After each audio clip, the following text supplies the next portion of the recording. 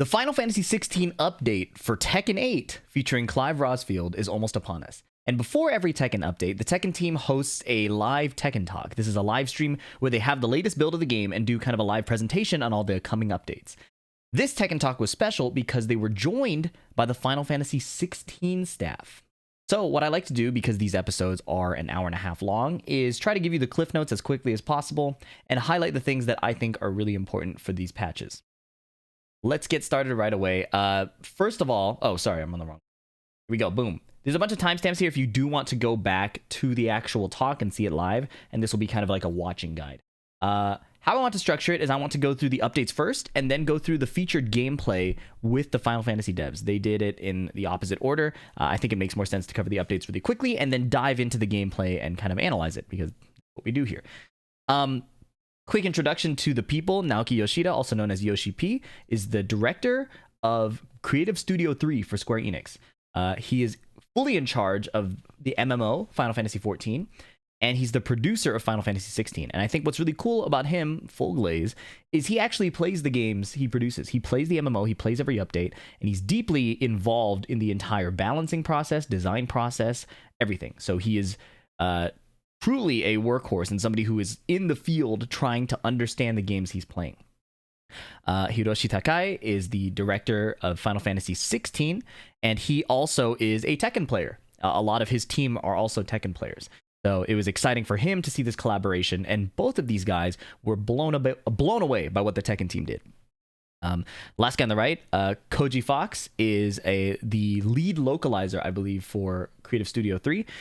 If not for the whole division, he has been in charge of most of FF14 and of FF16. He also sings for the band The Primals, a Final Fantasy cover band frontmanned by the composer of FF16, FF14, etc. So these guys are really, really cool, is basically what that's all about. And of course, we have the Tekken team on the left. Again, we'll be doing the updates first and then going through the gameplay piece by piece. So now that we've introduced everybody, let's go here. So first thing about the updates, we have an early access period starting on December 16th in Pacific time. Central European is December 17th. I believe the update drops at midnight in the European time zone, so around 2 o'clock in Pacific time. There will be server maintenance for about 7 hours, so you'll only be able to play Clive and get all these updates offline. You won't be able to play online ranked or anything until about 8 p.m. Pacific. The actual times provided will be available in-game. Now, 3 days later, everybody will have access to the DLC. The people who get early access are, you bought the Playable Character Year 1 Pass, the Deluxe Edition, the Ultimate Edition, and the Deluxe Edition Upgrade Pack. Notably, due to the controversy with the previous stage, Clive comes with the stage associated with him. So they have walked back that policy previously. Hopefully they continue to do that for Season 2. What I want to show you now is the new content trailer that was shown at the Tekken World Tour Finals. It really covers most of the updates coming to this, as well as future updates coming in Season 2. If you've already seen this, you'll have seen most of these updates. Feel free to jump to the timestamp below. See the rest of the updates. Turn the volume a bit. So first off is the update content we have coming tomorrow. So yeah, new features coming tomorrow. Evolve photo mode. They let you do frame by frame advancing. They let you do facial expression changes like dirt and wetness, and also hand poses. So they let you really customize how much more you can do in photo mode. And there are players who actually use this a lot. So this is an interesting feature, I think, for a lot of players who aren't just straight up sweats in the game. They're adding player search, which is really exciting because before you had to go to the leaderboard to add somebody who was a friend or meet up with them in the Tekken Lounge. So this is a great change as well. Bonus levels added to the Fight Pass. So after you complete the Fight Pass, you'll get continuous rewards. Oh, that's pretty cool. Nice. And then these updates will be coming even later. So additional customization slots, and of course, they show the Lily players, which is pretty funny. I'm curious what these labels are. Maybe they let you Oh no, these are shared customization slots. Okay, so it looks like you have customization by character and then customization overall. I'm not sure why they would sort it like that. I'm curious why it'll be like that. But now, again, in early 2025, so not this current update, you'll be able to put custom characters on the title screen. This is a great project I always am excited to see. Tekken fan art being featured in-game for the character select portraits. That is really exciting to support, kind of, I think, the fans who are really passionate about the game. And then there will be a 30th anniversary fight pass with lots of free items. We have a special 30th anniversary fight pass coming out. The cake is iconic. If you ever played Tekken Tag 2, and throwing cake in your opponent's face was hilarious. And then spring is the Season 2 update. So my understanding is there's the Clive update tomorrow. There's the New Year's update, and then the Season 2 update. And this is where you see brand new moves. So Steve seems to have a new Heat Smash. Law has a new strong aerial tailspin. King has a wall combo. Paul has a strong aerial tailspin, which is insane. Eddie gets a new Heat Engage guaranteed move. Azucena gets a low into stance. Fang, I don't know if they're reworking his Heat Smash or if it's a brand new Heat Smash. That one I'm really curious about. So let me look back at that real quick. Like, are they nerfing his Heat Smash? It looks like the same startup. Shaheen no longer counter hit launches but goes into stance. Jin no longer knocks down but goes into stance. Just lots of changes that appear less like launchers and more like stance mix-ups. So less expected damage overall, I would imagine, is probably what is the appeal of that. And then the next Tekken World Tour will come.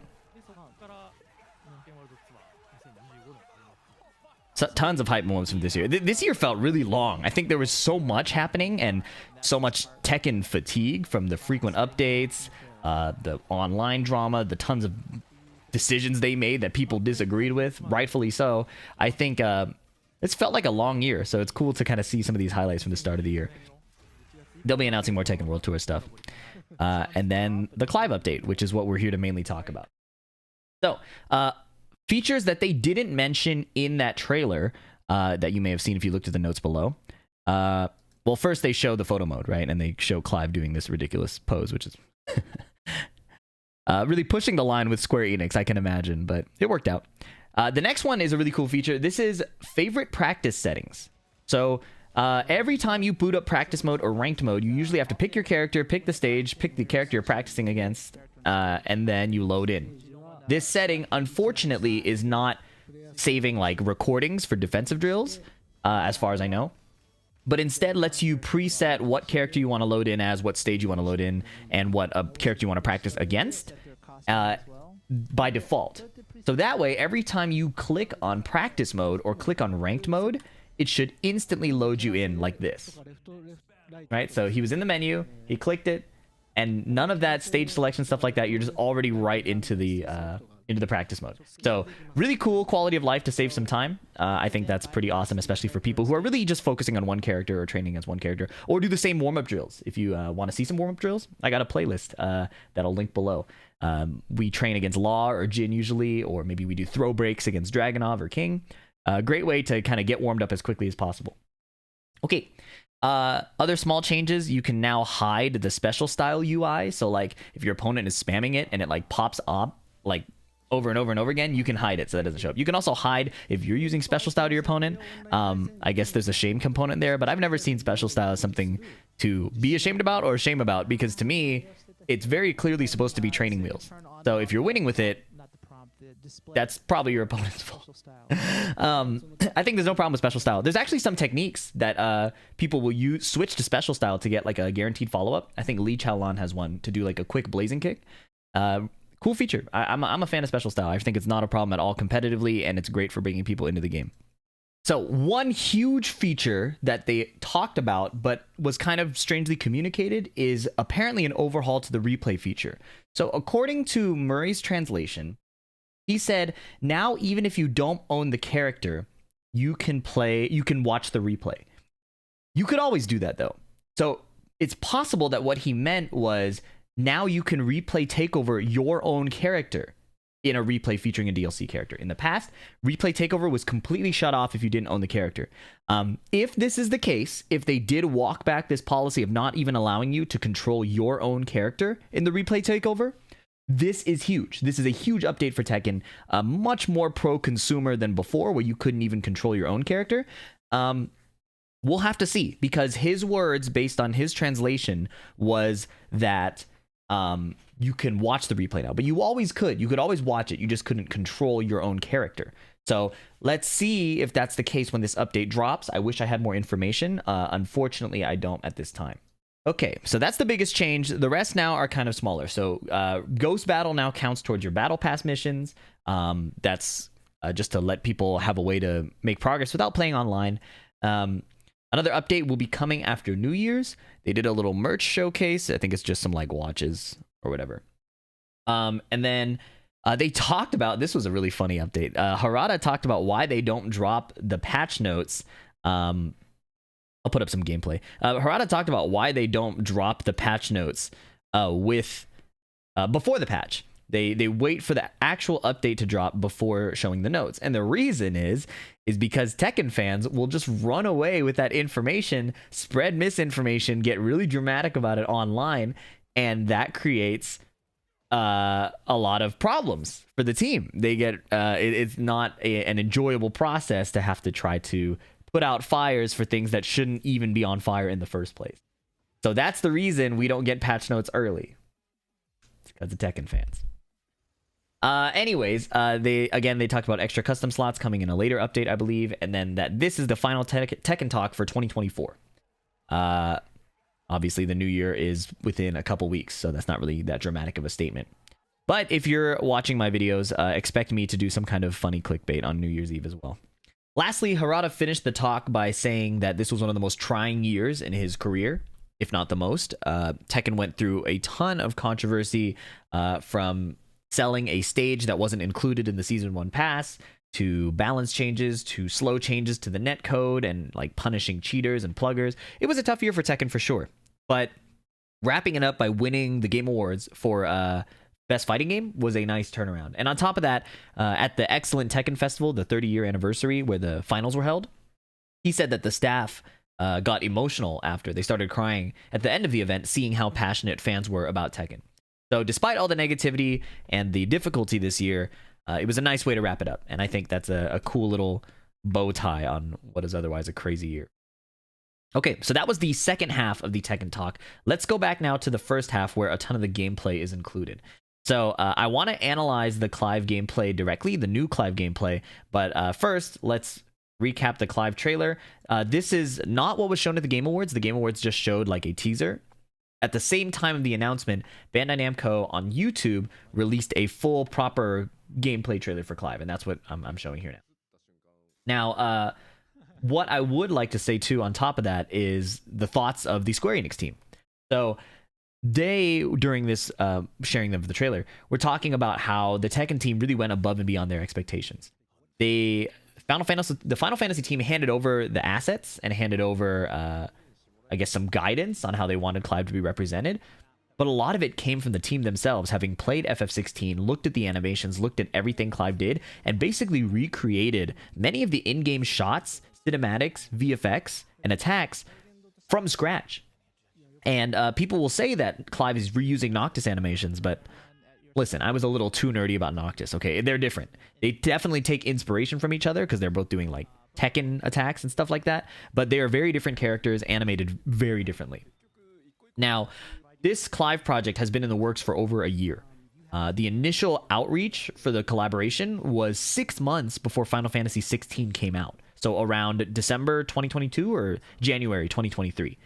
And the effort shows. This kind of animation, in one of the other dev talks, Ikeda-san said that this took 4 to 5 times the amount of VFX and animation effort as the most expensive Tekken character, right? So Clive was a huge investment of time and effort.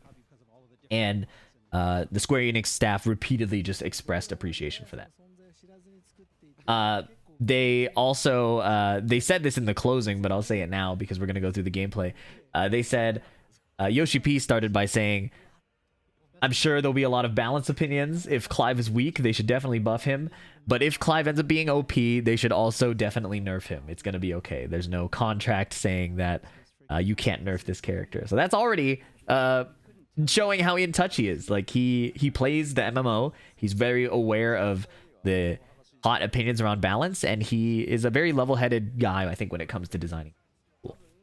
Takai-san, the director of Final Fantasy 16, just gave thanks for the effort and encouraged fans of both franchises to try each other's games, and he hopes that Clive is accepted by Tekken fans.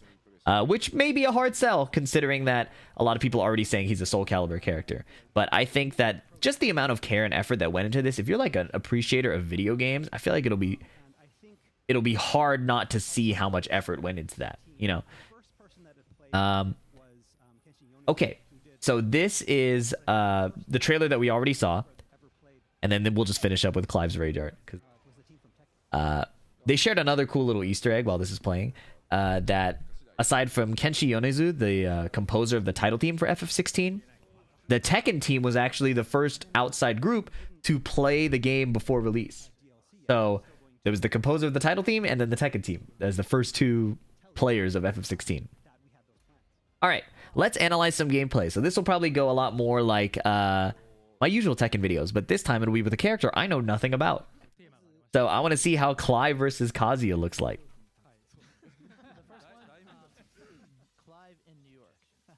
And I don't know if Ben Starr recreated his, did new performances for the voice in this game, or if they just reused the ones, but they did do this voice in English. Okay, 2-hit heat engage with a mid-slash, heat smash, and then I don't know if that stance he went into after was part of the heat smash, but it looks like a heat smash that doesn't give a guaranteed mix-up, which is pretty new for Tekken 8. Eats an electrics, getting launched.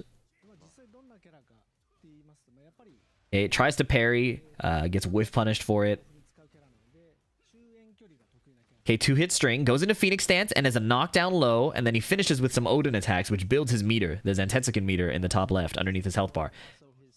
And this is his level 2 Zantetsuken, which he uses in-game, and it spends his meter, so now he's back down to 1. It starts at 1. The more you build it up, obviously, the more powerful the attack is. A 1-jab counter hit, down forward 2-2. Looks like he gets blocked punished there. Precision dodge, that's cool. Okay. While rising attack, down forward 2-2 again, gets punished again. Okay, gets counter hit, trying to do a sidestep attack. While rising 2, what's the combo? Garuda stuff into Phoenix in the air. Phoenix dash into Heat Wave as a combo ender. That's a sizable amount of damage, but it's a while rising 2 combo, so that makes sense. Heat burst goes into limit break, and then he gets counter hit by forward 2. Relatable. I wonder who played this footage, if it was Nakatsu and another team member. Okay, Shiva low into orbital from Garuda. Garuda Phoenix combo again. Leviathan wall ender. There's a blue spark you can do there. Leviathan's supposed to be like the high execution icon. That looks like a 1-2 that knocks down. That seems really good. Uh-oh, counter hit. I don't know what the input is, but he does the lightning mid. It's a homing mid that does a counter hit. It was in the trailer. That seems really, really strong. Okay, eats an electric, trying to do a slower mid move. Okay, while rising 2 again off the tech roll. We've seen this combo before. Garuda into Phoenix. Heat burst mid combo. Oh, and then he gets new strings in limit break, so maybe that's why he used that as the ender instead of just the standard string. Okay, heat smash, flames of rebirth. Gets spring kicked out of the Phoenix stance. Phoenix stance gets counter hit again, so he keeps getting hit out of his forward dash stance. Titan power crush. The low sweep out of Phoenix, that's gonna kill so many people. 1 jab. 1 jab again. Okay, he's getting hit a lot. Oh, and then he triggers the rage art. I guess that's why. This is kind of cool. Let me turn up the volume for this. So in case you haven't seen in the other dev talks, they added a surprise feature when Clive kills with his rage art that even the Square Enix devs were very caught off guard by. I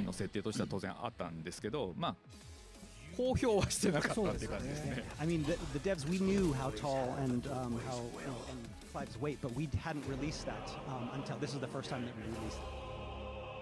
So they play the victory fanfare from FF16 after you kill with the rage art specifically. And the devs were talking about how that's such a fun touch. And it's like, where else would you put it, right? Like, it would only be if it was something cinematic to finish. Because even in the game, in Final Fantasy 16, that fanfare doesn't play every time. It only plays in certain really important fights with cinematic endings. So it was a very careful touch that the Tekken team actually had to rewrite the engine for. When Nakatsu came to the team with that idea, they said, you know that we're going to have to rewrite how this engine works, and you just want this one feature? And he's like, yes. And they did it. So again, a testament to the care and attention put into the game. Now let's look at the Phoenix Gate gameplay. By the way, this stage, like as people have noted, if you've seen it, is extremely visually dense. There's icon fighting in the background. There's fire and exploding buildings everywhere. They talked about explicitly, if you're on PC, being able to tune the performance of this stage. So hopefully there's no potato PC problems. 8 down 2. He tries to parry again and gets electricked. Okay. Oh, the hell sweep out. Okay, so as expected, the sweep out of the stance is launch punishable, and it's a stagger block. So it should be easy to get your launch. He doubles down. 1-1 into stance. Sweeping again. Building up a ton of Zentetsuken meter with that Odin attack. I don't know what move it's supposed to be from the game. Down forward 1-2 into stance. Okay. Jab gets jab counter hit trades with Jin String. Whiff punish electric. Playtester got hands. One jab. Okay, there's that counter hit. I wonder if that was punishable. If that 1-2 string was a punish on that lightning spear. He gets jabbed out of it every time. I have to wonder. It looks like a really good move. Homing counter hit a launcher, so it would make sense if it were jab punishable. They talk about Clive being a long mid-range character, and we're seeing it with the stances and advancing stuff, but okay. Scarlet Cyclone, heat engage, down forward 1-2, heat smash into mix-up. Okay, so he has 2 heat smashes. He has Flames of Rebirth, and then he has the stance one that does the Odin attack and builds a bunch of meter. He has 4 meter right now. I think in my first reaction, I didn't notice they had 2 heat smashes. And then the stage transitions using a critical moment in the Final Fantasy 16 story, but also adapting it, transitioning to spoilers, an internal battle that Clive has later. So they took some creative license with it, and the Square Enix team was totally on board. They said, yeah, this seems really cool. It's very over the top, but it makes sense for this kind of collaboration to do something over the top. Scarlet Cyclone heat engage off of running 2. Small low poke there. Tries to parry again, doesn't work. Oh, Zentetsuken hit.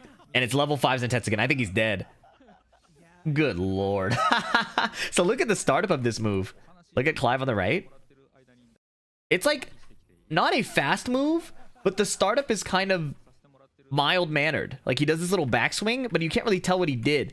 So if you're committed to your attack, it's probably going to be used as like a keep out tool, right? Or maybe a combo finisher where like somebody's attacking into you, and if they run in and do an attack recklessly, you just keep them out with that big swipe, and that does a ton of damage.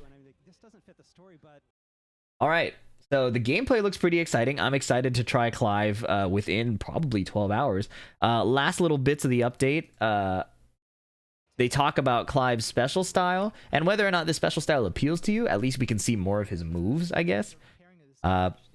They talk about this feature as a big appeal to people who may have played Final Fantasy 16 in the story-focused mode, or even if people just come from action games and aren't used to the demand of a fighting game.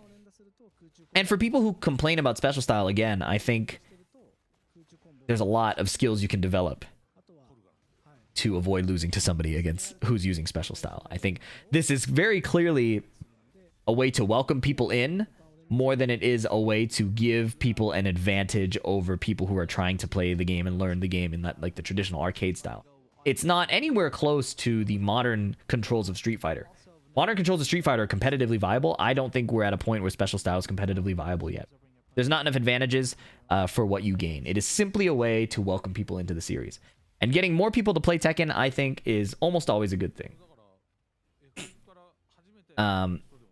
Funnily enough, King is wearing a Jaguar mask, and Clive, who is canonically isekai'd to the Tekken world, thinks he's a type of Curl, a Final Fantasy like Jaguar type creature. Running 2 gives a knockdown. Engage into Power Crush. Engage again. Is that safe? Okay, so down forward 2-2 is not launch punishable. He's trying the launcher. Counter hit low launcher with Shiva's sweep. That seems really good. I wonder if he's evading highs while he does that sweep. It looks like he's still standing pretty high up and can get jabbed out of it, but a counter hit sweep is really, really good stuff.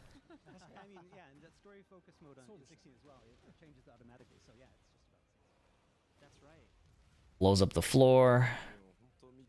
That's right. Phoenix Gate has a wall break. The final round has a floor break. Now for a 2-2. What's the combo? Okay, new combo, not the Garuda one. Building meter. I wonder if that Garuda orbital will save. Heat engage. Sidestep. Ugh, heat dash combo? Using Shiva? Using Heat Wave to end the combo? Oh my god, that windup goes so far. Rage Art. Uh-oh, here we go again.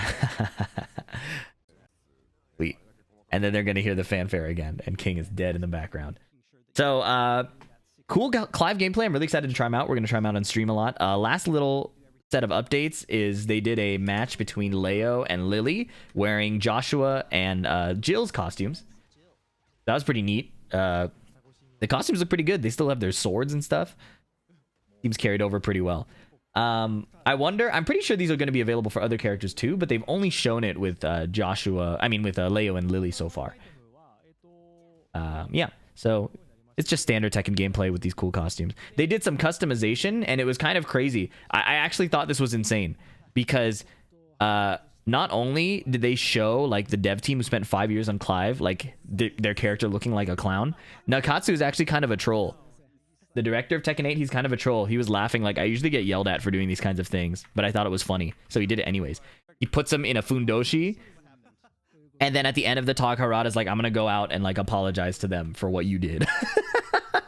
You can also, so you can't change Clive's hair, and I think that's kind of a natural thing of like Japanese video games and anime, is like hair is such a big part of the identity.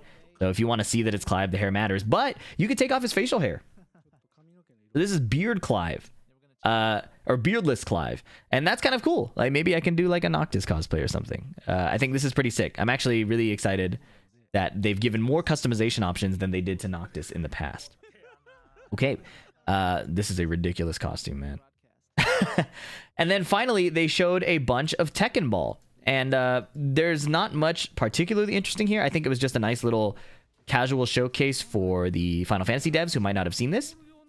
But one thing that is cool, aside from Azucena in a swimsuit, is they have Final Fantasy bombs as special balls.